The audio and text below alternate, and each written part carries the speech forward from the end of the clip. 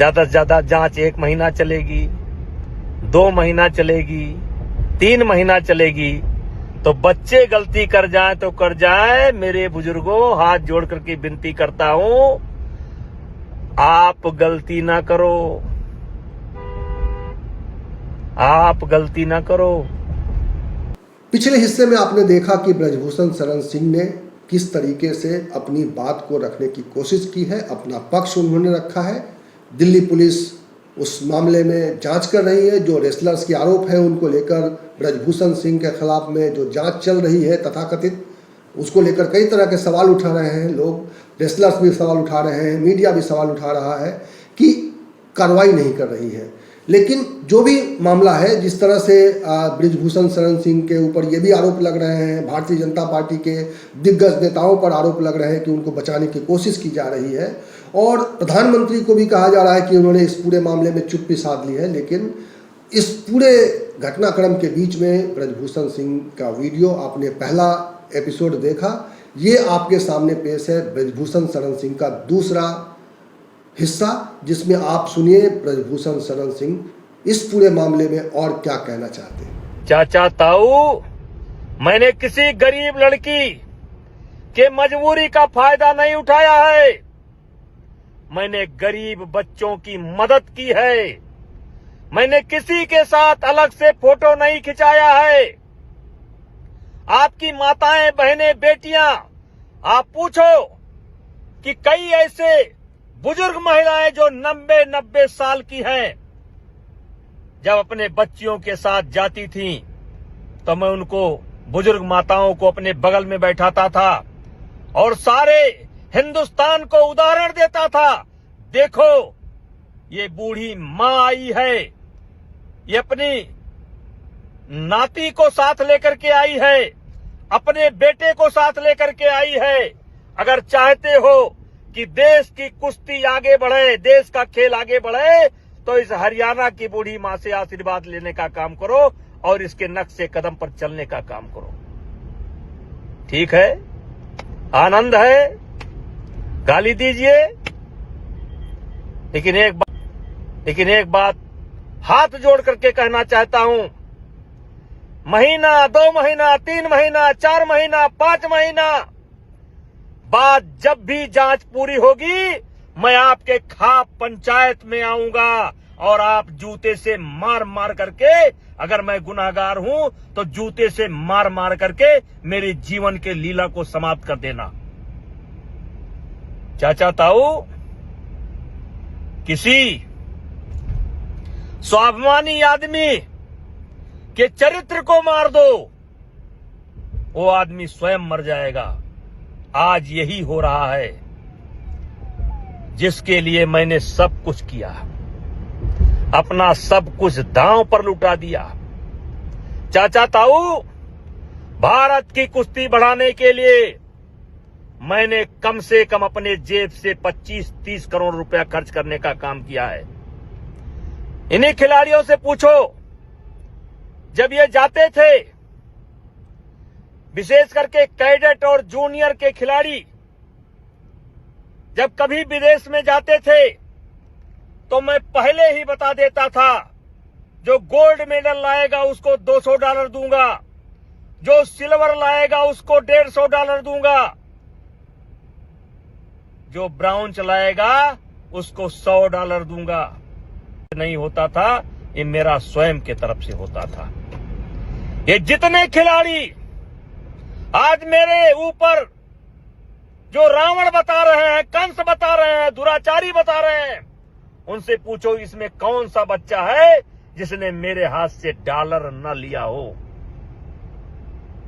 अचानक सब कुछ बदल गया जब मैंने एक नियम बनाया कि नेशनल में आना है, कैंप में आना है तो नेशनल खेलना पड़ेगा, ओपन नेशनल खेलना पड़ेगा। अगर नहीं खेलोगे तो मेडिकल सर्टिफिकेट देना पड़ेगा। मेरे चाचा ताऊ, कॉमनवेल्थ की टाइल देख लो। अगर इन हीरो पार्टी को विशेष सुविधा ना दी गई होती तो आज इनके पास कॉमनवेल्थ का मेडल न होता। और मैंने महसूस किया कि अब नीचे के बच्चों को ऊपर लाना है, तो ये जो अस्त विशिष्ट स्वाभिमानी जिनको सब मिल चुका, इनको कोई नियम में छूट नहीं दूंगा।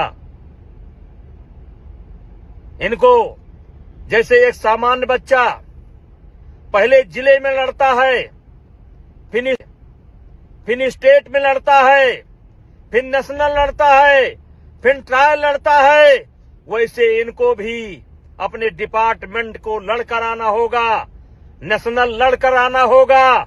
और ट्रायल में जैसे सब बच्चे कुश्ती लड़ते हैं, वैसे इनको भी लड़ना पड़ेगा। वहीं से कहानी बदल गई। चाचा ताऊ, हम सिर्फ इतना कहना चाहते हैं, मान लो मैं झूठ ही बोल रहा हूं, लेकिन आपके गांव में कोई बच्चा हो, महिला पहलवान हो, पुरुष पहलवान हो, जो इन आंदोलनकारियों से थोड़ा सा अलग रहता हो, पूछ लो, वो आपको सच्ची बात बता देगा। मेरी इनकी कोई लड़ाई नहीं है, मैं पहलवानी नहीं करता, और जिस क्षेत्र का मैं पहलवान हूं उसमें भी कोई टकराव नहीं है, क्योंकि मैं राजनीति उत्तर प्रदेश में करता हूं, अयोध्या में करता हूं, उसमें भी कोई टकराव नहीं है। ये जो टकराव बना है ना, एक गरीब परिवार के बच्चों के लिए बना है, क्योंकि मैंने उनके हक में कदम उठाने का फैसला किया है।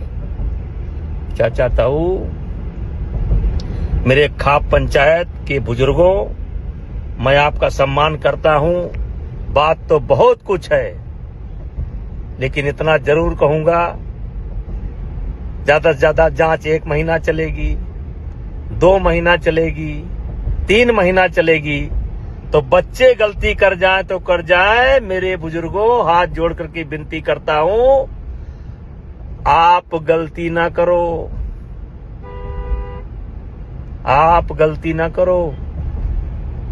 जितना बुरा ये मुझे बना रहे हैं, उतना बुरा मैं नहीं हूं। अगर मैं बुरा होता, मैं एक सामान्य परिवार में पैदा हुआ हूं। मैं बहुत बड़ा चौधरी नहीं हूं, बहुत बड़ा किसान नहीं हूं। 6-6, 7 बार चुनाव जीता हूं। किसी ने कहा है कि ऊंचाई पर पहुंचना आसान है, टिके रहना बहुत कठिन है। जनता मूर्ख नहीं है। जनता अगर किसी को अपने आंख का तारा बनाए हुए है, तो उसमें कुछ सच्चाई होगी। चाचा जीता हूं। किसी ने कहा है कि ऊंचाई पर पहुंचना आसान है, टिके रहना बहुत कठिन है। जनता मूर्ख नहीं है। जनता अगर किसी को अपने आंख का तारा बनाए हुए है, तो उसमें कुछ सच्चाई होगी। चाचा ताऊ, मैं घर जा रहा हूं, मेरे मन में आया, मैंने कह दिया। और फिर एक बार कहना चाहता हूं कि हो सके तो एक बार अपने इस भाई की, बेटे की, भतीजे की आवाज सुनने के बाद किसी पहलवान से बात कर लेना, किसी जूनियर बच्चे से बात कर लेना। इनका काम तो खत्म है, खत्म है। ये जो कॉमनवेल्थ का मेडल करते हैं ना, बजरंग भैया की पूरी ट्रायल करा दी गई होती तो पता चल जाता।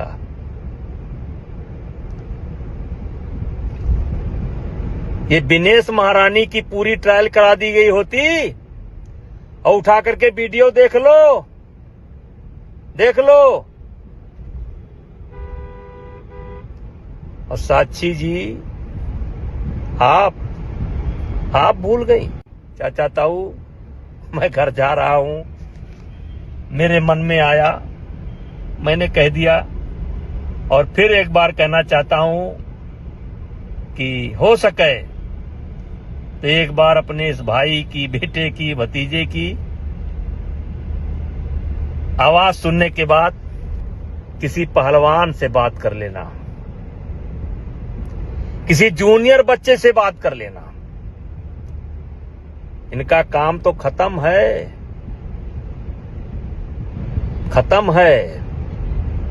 ये जो कॉमनवेल्थ का मेडल करते हैं ना, बजरंग भैया की पूरी ट्रायल करा दी गई होती तो पता चल जाता।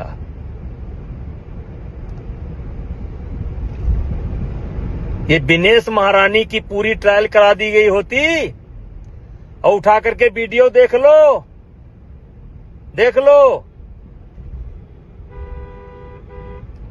और साक्षी जी आप भूल गई। जिस समय कुश्ती हो रही थी, कोच ने आपको 1 पॉइंट दिया था, 1 पॉइंट, और जबकि 4 पॉइंट था आपका। मैंने कोच से बोला नहीं, देखो फिर से देखो 4 पॉइंट, और तब आपको 4 पॉइंट मिला था।